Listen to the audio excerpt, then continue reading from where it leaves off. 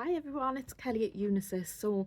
Um, today I'm going to be talking about care at home and the cost of it because it's in the news at the moment that someone's had to have, it was a Kate Galloway, can't remember her name, but anyway, she has had significant care costs in supporting her husband.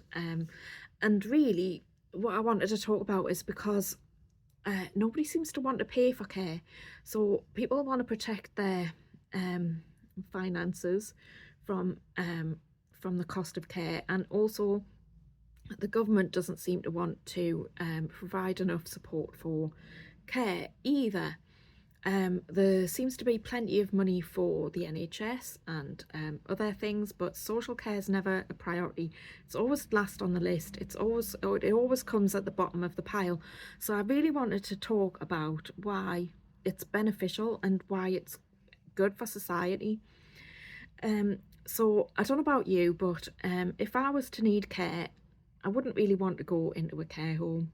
And I've heard lots of other people saying similar things. I don't want to go into a home. They've got a perception that care homes aren't nice places. And there's probably some truth to that, although not all care homes are the same. So I'm sure there are some really wonderful care homes, and I have been in some as well, where they provide really top class care and they really do their best to support their residents.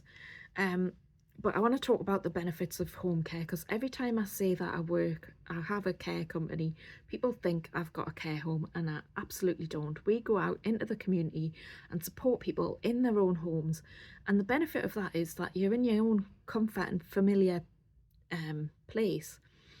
Um, and so you're surrounded by your own things, your own routines, and you say who comes and who goes. Nobody else is telling you who you can and can't have in your house. So that's one reason for um, home care being really beneficial. Also, it can be more personalized. So you can say, I would rather have female carers, or I would rather have male carers. Um, Also, you can say, I would like to have my calls at this time, and we do accommodate that. There's times when we can't, and that's because of capacity, but we usually do routinely um, plan the calls around um, what the clients want in terms of call times. And also, the calls are personalised, so um, it's like in a care home, like much as they try and be person centered, they have lots of people to look after, and so you have to kind of fit in with their routine to some extent, um and meals as well. So you might get a few choices, but at home you can have whatever you want to eat, within reason, because obviously we've got time limitations, so we don't usually get enough time to cook a Sunday roast and stuff like that, or a big meal every day. So, but we have got time to make something in the microwave, or a simple meal. So we can take into consideration all of those preferences about what you want to wear, what you want to eat, and when. Um, when you're at home, we can provide um, daily living. So we can provide, sorry, enabling. That's the word I wanted. We can provide enabling calls so that we can support someone to go out into the community and do what they enjoy doing. And also, you would get to know the carers because we make sure that the care is consistent. So we will keep the same carers going in as much as possible. So you won't get lots of different faces. You get to know the people who come on a regular basis, and you get that social interaction and emotional support, which that will reduce the feelings of loneliness and isolation. So care in general helps to prevent hospital admissions, and it also helps to when there's enough capacity in the community and in care homes, people aren't stuck in hospital.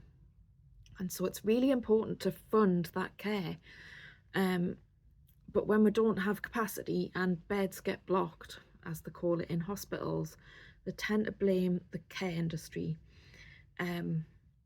However, the cost of care, the costs that people are willing to pay for care, don't match what we need to be able to run the service. And so we have to provide a lot of care to be able to make enough money to cover our costs. So it's all about scale. However, saying that, it's more cost effective to have care at home, because it means that you can personalize when the care is. So like I was saying before about you provide the care at the times when it's most needed, so breakfast time, lunchtime, tea time and bedtime, and then there's additional visits usually for shopping and housework or for enabling, so going out into the community to do what you enjoy with someone to help you and support you to get there and to get involved when you're there. And as I said, it's flexible and you have more control because you can say how you want that care to be delivered, and we will accommodate that. So I hope you've seen that that having care at home is really beneficial, and I think it's really important for society to think about how we fund care in the future, because it actually saves money in the long term. If you can put money into prevention, then it saves money in the acute stages. So it stops people from going into hospital as much. It helps people to come out of hospital, and it helps people to stay well for longer in their own homes. So thank you for listening. There won't be a video on Friday because it's Good Friday and I'm going to have a day off. So I shall see you next time. Thanks for watching.